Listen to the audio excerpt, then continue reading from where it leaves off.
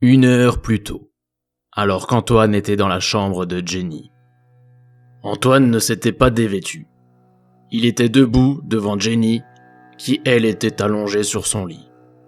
Son grand manteau noir lui tombait tel une cape. Son visage, terriblement sérieux, fixait le sol. Ses yeux étaient à peine visibles, cachés dans l'ombre de son chapeau.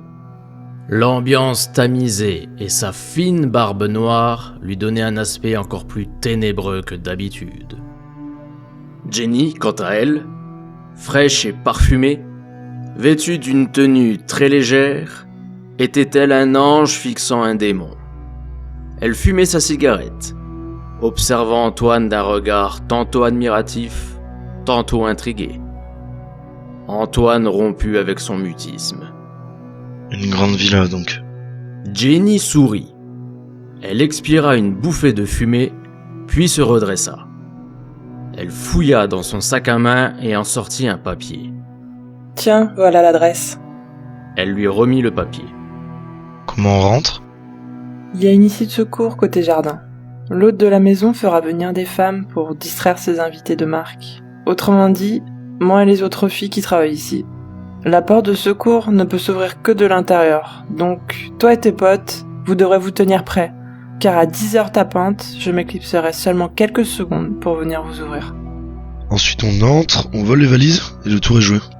Exactement. La nuit dans le running était joyeuse. On entendait rire aux éclats sur les terrasses des bistrots, et de la musique s'échappait de l'intérieur des pubs. Après avoir raconté son entrevue avec Jenny à Tolls dans la voiture, Antoine en parla à Pierrot, au comptoir du pub où il s'était rendu. Tous deux, une bière à la main, écoutaient le groupe présent ce soir-là jouer un morceau de blues. Il s'agissait pour Antoine de mieux vendre son histoire que précédemment, Tolls n'ayant pas été convaincu. C'était un pub plutôt classe du running. Ça faisait du bien de voir d'autres têtes que celles du Westgate. Faut dire que la plupart des jeunes du Westgate n'avaient tout simplement pas les moyens de sortir. Et l'argent des braquages aidait bien. C'était un bon moyen pour ces 4 jeunes voyous de sortir du quartier et d'explorer d'autres lieux en ville. Pierrot portait un imposant blouson en cuir et écoutait l'histoire d'Antoine attentivement. Alors, qu'en penses-tu ? Je sais pas, faut que je réfléchisse. Je te redirai ça.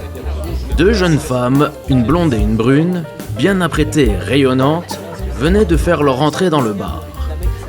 Cody, la blonde, devait présenter Bess, la brune, à Pierrot.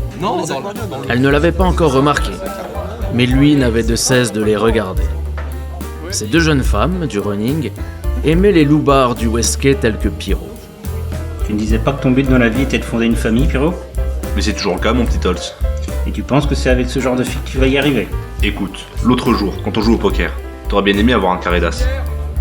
Ouais, je sens venir la comparaison débile. Mais tu n'as pas eu de carré d'as. Pourtant, ça ne t'a pas empêché de jouer. Tu as avisé avec les cartes que tu avais en main. Et bien en amour, c'est pareil. On a beau vouloir rencontrer le grand amour, en attendant, on joue avec les cartes que la vie nous donne. Tolls leva les yeux au ciel, affligé. Il n'y a pas qu'en amour que c'est valable. En business aussi. Seulement moi, je suis un magicien. Je sors les as de ma manche et les mets dans ta main, Pierrot. Le braquage que je te propose sera le plus gros coup qu'on ait jamais fait. Pierrot s'agaça légèrement. Bon stop Antoine, j'ai déjà dit que je devais y réfléchir. Je te dis ça demain. Pierrot ! Ça, c'était Cody, qui venait de repérer Pierrot. Pierrot jeta un rapide regard sur les 2 femmes, avant de s'adresser à Antoine et Tolls. Bon, désolé les gars, je vous laisse moi. Il prit son verre et se tourna vers les filles. Comment tu vas, mon Pierrot ? Ça va, et toi ? C'est lui, le mec dont je t'ai parlé. C'est vrai qu'il est plutôt mignon. Je vous offre un verre ? Au même instant, Tib et Amelia entrèrent à leur tour dans le pub. Tib portait un costume et Amelia une longue robe rouge.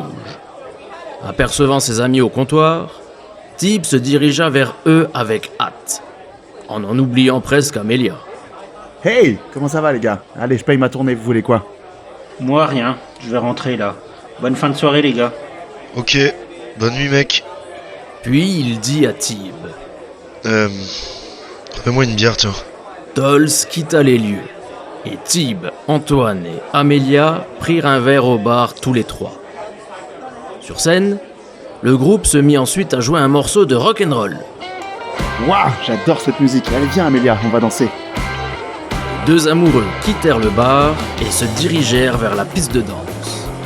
Antoine resta donc seul au comptoir du bar, terminant sa bière, regardant à la fois Pierrot flirter avec ses deux ravissantes jeunes femmes et Tib et Amelia danser sur la piste, tout en cogitant sur son futur braquage.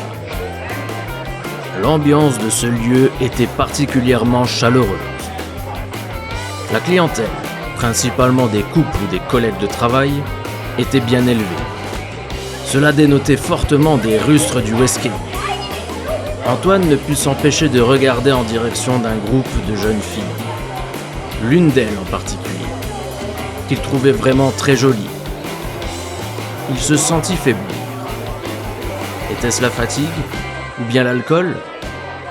Une fois sa bière terminée, il se leva et se dirigea vers Tib et Amelia, qui étaient toujours en train de danser.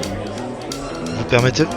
Tib tendit alors volontiers la main d'Amelia à son meilleur ami. Mais Antoine se saisit de celle de Tib, et ils se mirent tous deux à danser maladroitement ensemble. Bah super. Non mais c'est quoi ces mecs-là ? Mon ami, j'ai un plan qui devrait t'intéresser. C'est ainsi qu'Antoine parla de son plan à Tib, tout en dansant, profitant de la musique pour ne pas être entendu.